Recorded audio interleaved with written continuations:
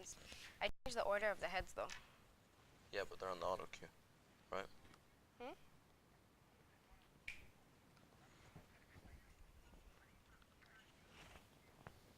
You're gonna stand for 20 minutes? Sorry, boo.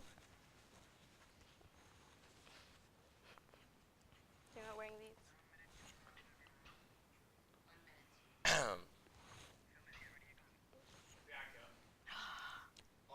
You're not gonna stick it under the table, are you? Give it to Bianca. Oh, don't.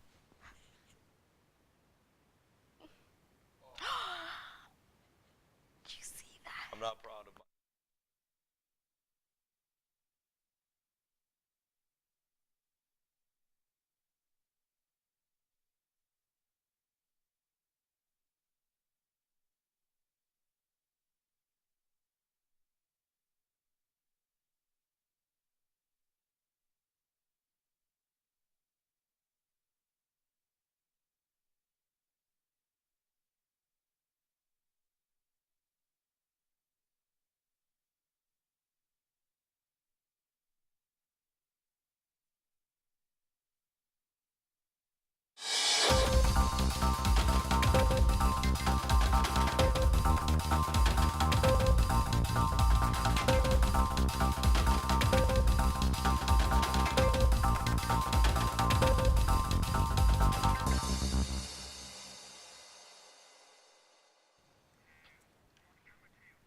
Welcome to the News on Wearside program, a roundup of some of the top stories that have affected the Northeast so far this year. I'm Philip Ward. And I'm Amina Ibrahim. The headlines.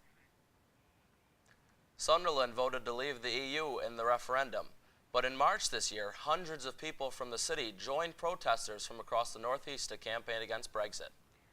Sunderland has picked up the pace in an effort to win the 2021 City of Culture bid with an event at the Bangladesh Centre. The Northeast says no to Trump. People in Newcastle protest against the U.S. president making an official visit. But first, a protest march has happened in Newcastle. Hundreds of people gathered in the city centre to protest against Britain leaving the EU. The decision had already been made, and Prime Minister Theresa May plans to trigger Article 50 by the end of March. I went down there earlier this month.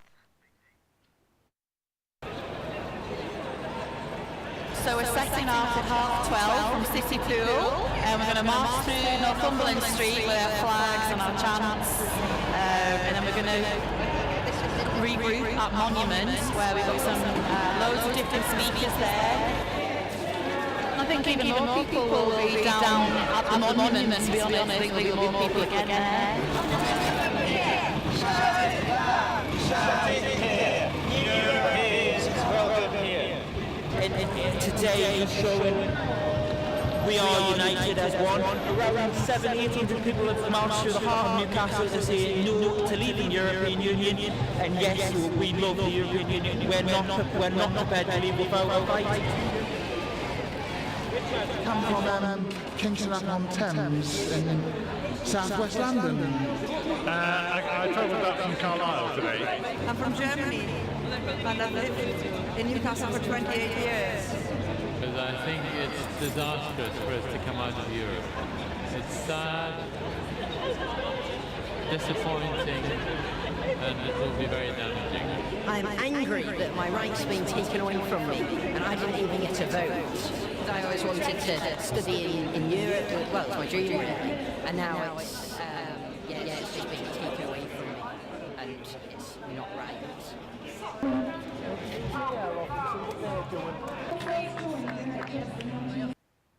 Tinder is a popular dating app which has over 50 million users worldwide.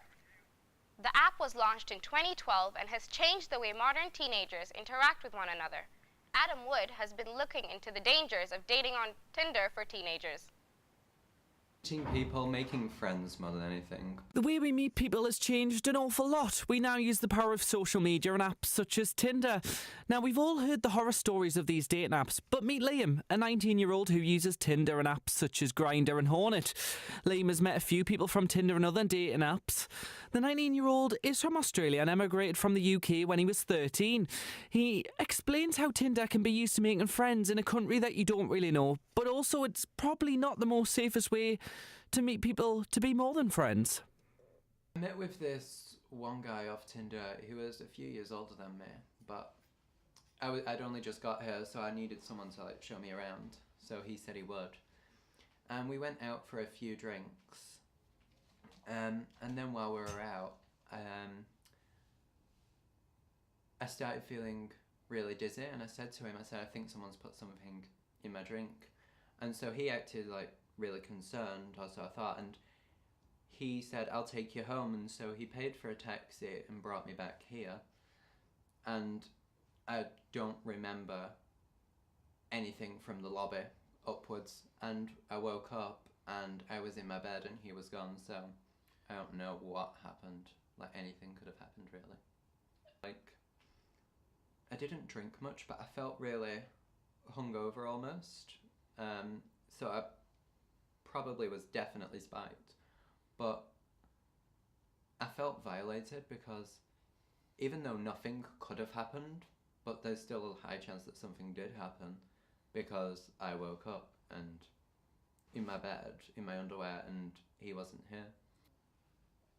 I don't know, because I'm still new here and I'm still forming relationships, I don't really want to tell people when I go out. So, the moral of the story is, from Liam, make sure you tell someone where you're going. An anti-Donald Trump protest has taken place in Newcastle. People have come together in an attempt to stop the President of the United States from coming to the UK on an official state visit. Theo Pegas reports.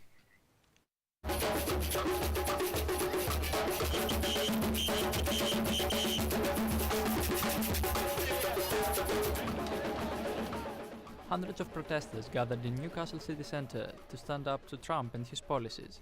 People sent their messages against the President of the United States, saying no to Islamophobia, racism and sexism. We're from Canada originally, but we live here permanently now. My wife and I have 2 children, one of them born in Canada, one of them born in the UK. They're both called migrants by the system. One reason we would like to be here is because we feel that the UK could be more open. I'm here to stick by my fellow immigrants and just try and do the right thing, get the right message out there. We believe that cultural diversity is a really positive thing. More different races and nations that come together in Newcastle that makes it a better place to live. I want to stop Donald Trump from ruining the world and stop him from being racist. Diversity is what makes this country great. What we're trying to achieve is to let this government and to let Trump know that there are people in this country who do not think that he should be awarded the honour of a state visit. But also, I would hope that it would encourage other people in this country to stand up for what they know is right and against what they know actually is wrong. We are gathered here in solidarity to say, not in our name.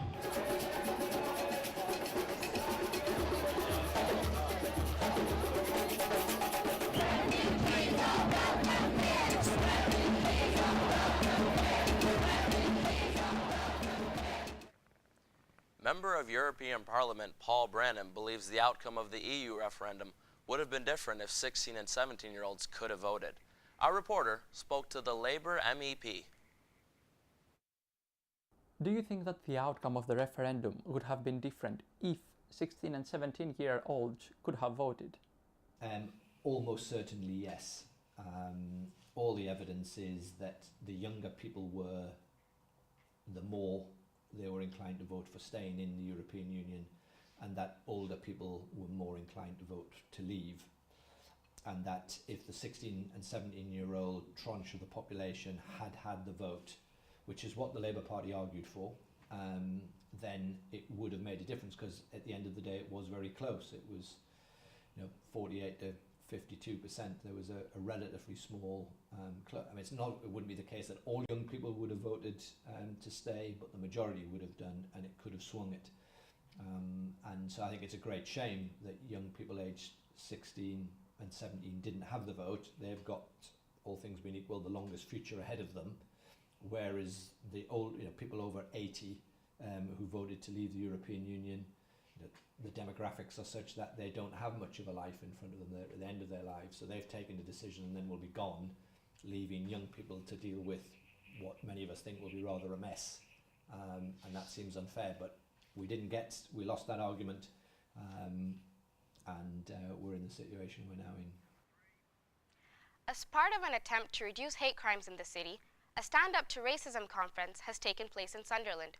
Our reporter, Patricia Marquez, was one of the people in attendance.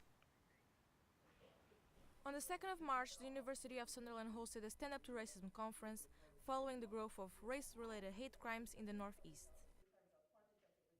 The panel had a range of speakers from organizations such as UCU, Stand Up to Racism, Show Racism the Red Card, Newcastle Unites, and Seminar Road Mosque.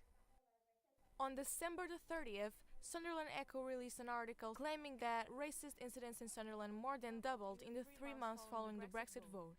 Statistics obtained by the Echo show 72 racist incidents were reported between July and September that year, compared with 34 in the corresponding period in 2015. So you were a spokesperson today in the Stand Up to Racism conference. That's correct. So what was your main message, would you say, in a few The message is we need to stand up to racism, we need to get active, and we need to get organised, and we need to organise the majority of people who are against racism to get their voices heard as opposed to the minority of people who are racist. Do you promote a specific type of events? We have a demonstration in London on the 18th of March, for which I hope people from Sunderland will go down to, and we have various local initiatives and so on. So we respond to any racist incident that takes place, and actually we try to get people out and about doing things. Well, my main message was that the majority of us are not racist, the minority is a racist, and the majority are very quiet, and we need to find our voices, and we need to tackle the racism and Islamophobia, and tackle the media view on Islam, which is totally wrong. We're not all terrorists, we're very peaceful people. To support the fight against racism in the northeast of England, you can also join the Stand Up to Racism organization and bring awareness to the growing issue of racial discrimination. The Sunderland Bangladesh International Centre is hosting an event with 21 local singers and dancers supporting the bid to be City of Culture in 2021. The event will feature a variety of acts from many different countries to show the diversity of the city. I went down to the center to find out more about the event. 1, 2, 3.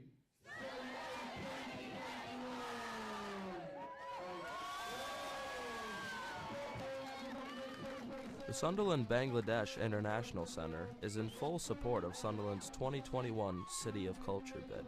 They wanted to showcase the many talents and the diversity of the people in the city.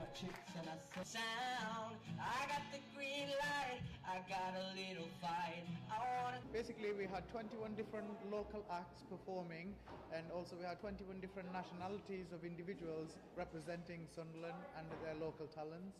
So we wanted to showcase what we have in the city for the Sunderland 2021 bid. There was a time that it all went wrong. I saw my soul do a three-piece, and he told me I was holy. Rebecca Ball, director of the bid, is calling for people all ages to get behind the city. Older people and younger people and people from all different countries and lots of different ethnic backgrounds, and so that you've got a diverse range of people, and that the bid is actually engaging with people who are from a diverse range of backgrounds.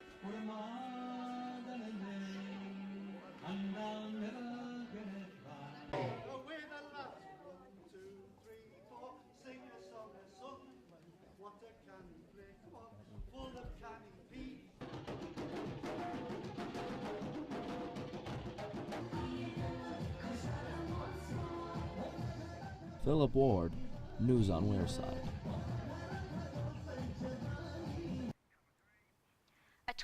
old man from Sunderland was born with only one forearm because of a disease called amelia. Despite his condition, Anthony is still in the gym working out and lifting weights every day. Bianca Bratanu joined him for a gym session. There's nothing stopping you.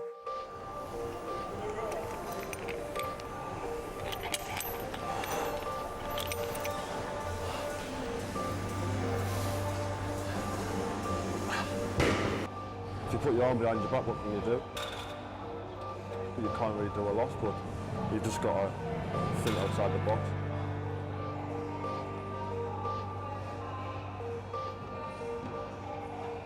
My name's Anthony Wright, I'm 20 years old. I was born with one arm. If I didn't train it, I would have been a bit lopsided. So I thought, well, I'm going to have to do something about it. So then I just decided to start the gym and I'm really stopped from there. It's just made us more confident, more motivational. It made us like a better person. I was scared to take my arm off, now I walk around with no arm, people ask us questions and then I can throw out what they do. I always get complimented, like people always go like, you know, you're really inspiring. Like even when I'm not in the gym, people come up and say, it's like how do you do it and why do you do it? But as I say, it's just normal for me.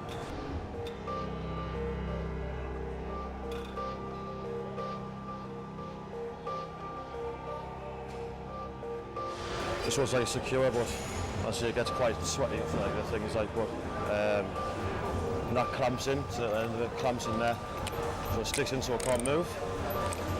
It's tight in like a socket, so every time I'm lifting weights, it'll just knock them off.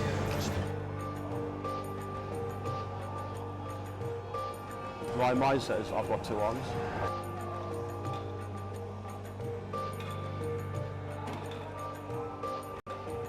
Like it's always something I wanted to do.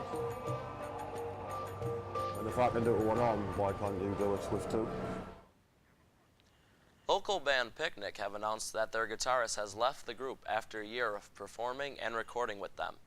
This means the band have had to act fast in order to find a replacement, with some big events on the horizon. Chris Cam found out more. Sunderland-based band Picnic recently announced the arrival of a new guitarist. Daniel Baster has joined the band to replace Ryan Welsh, who recently stepped down. The decision to bring in the 21-year-old is one that came easily.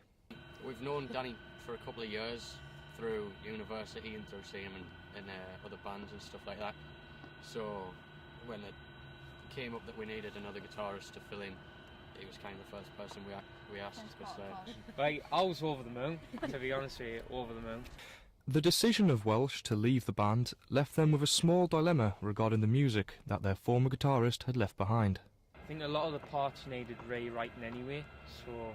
Yeah, we've kind of started afresh with some of them, just because Danny's added his own kind of parts to them and put his own style to it. Plus I didn't have a clue what Ryan was doing. Picnic intend to create even more momentum this year after their successful debut in 2016. I'd just say watch out for City of Culture. Oh yeah. Sunderland City of Culture bit, because we're involved with those people at the minute and we've got a couple of exciting things coming up with them. So I'd say watch out for that. And they even have some surprises in store. We've got some more recording planned in the summer with another band that we can't really say anything about yet. Top secret. But I think we've got a lot of plans for. I'm glad I didn't jump in with the name of the band. I was just. Oh no. I was ready. This is Chris Cam reporting for SR News. A pub in Seaham has recently caught fire in the early hours of the morning. Firefighters were quick to the scene and spent hours trying to put it out. I went down to Bar Avenue last week to speak to an eyewitness. We're here at Bar Avenue, the bar that caught fire last night. We spoke to residents and they said the fire started at 1 a.m. in the morning and wasn't put out by the fire brigade till 4. Well, it was about 1:15 this morning. Just there, the sun. You smell the smoke from the back windows. I thought was one of the gardens on fire. So I checked out and all I see was smoke all over. I decided to come to the toilet and we looked out the window, bathroom window, and we saw flames at the Bar Avenue upstairs. So I decided to shout me out. I just told them, I said, just phoned the fire brigade straight away. And by the time they got there, it was well away anyway. Flames were kind of high from the roof. 2 fire engines, then another couple come about 20 minutes later. The police are here, the fire brigade is here, and the Durham Crime Scene Investigation Unit is also here. The police couldn't make a comment at this time because investigations are still going on. For SR News, I'm Amina Ibrahim.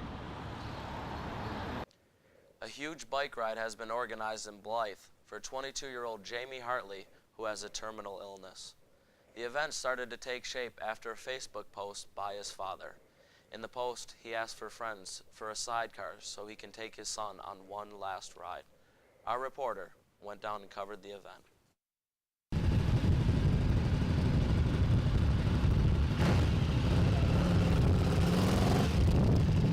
Thousands of bikers from across UK gathered on Sunday in Blythe for Jamie's last ride after his father's online post went viral.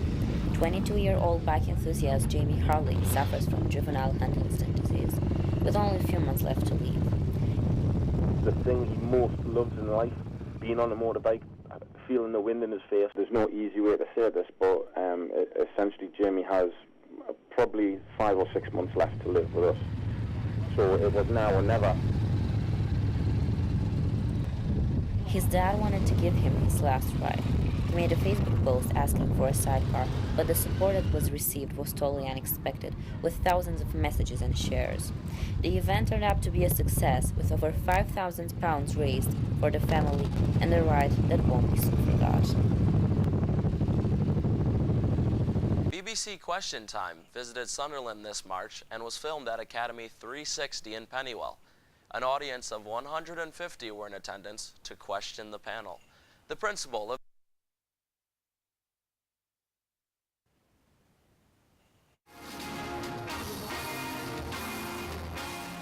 We're really pleased to welcome BBC Question Time here to Academy 360.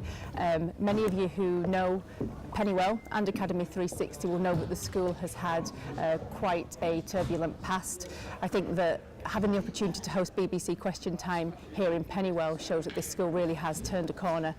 We were contacted by the BBC some weeks ago and asked if we would be interested in hosting BBC Question Time.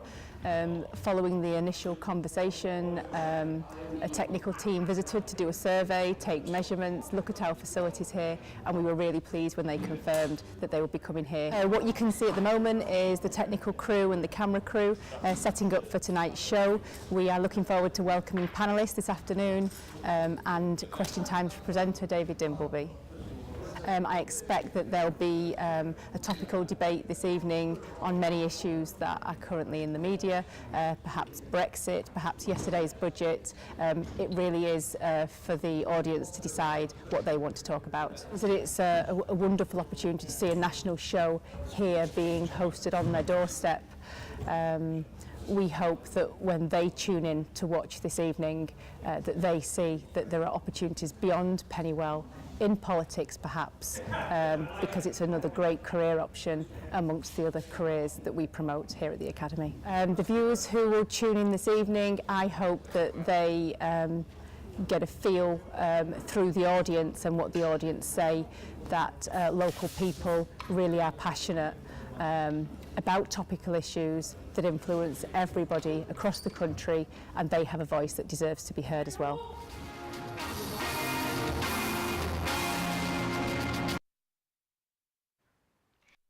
Sports with Cameron Petrie. Slump and look even closer to a totally unsurprising relegation. They always leave it late and get into some form to somehow stay up. This time, they may have left it too late. January was a winless month in the Premier League for the Wearside club, despite valiant displays against Spurs and Liverpool. February brought hope to Sunderland after a 4-0 win at Selhurst Park against old boss Sam Allardyce's side Crystal Palace. Following this, they received a 4-0 loss at home to mid-table team Southampton. The Maccabees have not won a game since this March and are bottom of the Premier League by 8 points, with 9 games to save their season, which is looking ever more impossible. Unlike Sunderland, the last 3 months have been very good for Newcastle United.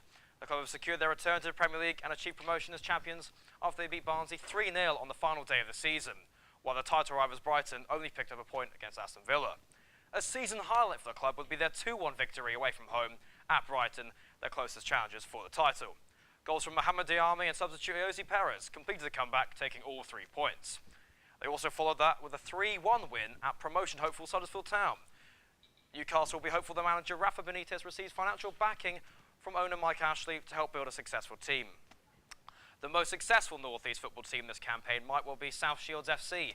They played in 4 competitions this year and are on their way to winning all of them. They've won the league and 2 cups and will be playing at Wembley on May 21st in the FA Vase final. Kieran Carr went to Marius Park to speak to Carl Finnegan about the upcoming final. Congratulations on last night's win. How was the game? Cheers, yeah, it was brilliant. You know, we set out with a plan to win it, and maybe the first 30-35 minutes we weren't at our best, but we got the job done, took the lead and then looked to dominate from there. And that is now a double, I think it is, isn't it? Got a game on Saturday and then Wembley as well. What was the target before the season? 4. All 4. 4 competitions, 4 trophies. And like you said, we've got 2 out of 2 now. We've got 2 more left, so we've got a big derby against North Shields on Saturday. That'll set us up nicely for the Vase. And looking forward to Wembley on the 21st, how's the lads feeling towards the game? Are they nervous? Is it excitement or is it a mix of both? It's excitement, I think. You know, it's a special occasion. It's a lovely venue, and as a squad, we're just so excited to get there. You know, all the hard work, all the graft that's gone into getting to a final, I think you should just enjoy it, and that's definitely the mood. And those players who've been to Wembley before, played at Wembley, have they sort of gave any advice to players, or has it sort of been just a bit of banter between the lads about who's been there and who hasn't? Yeah, it's just been banter, you know, because I think quite a few players have played in front of big crowds, you know, at different stadiums around the country, so everybody's had a taste of a big crowd, you know, but obviously Wembley's a special venue, so there has been a bit of banter, but no, I think everybody's just excited more than anything.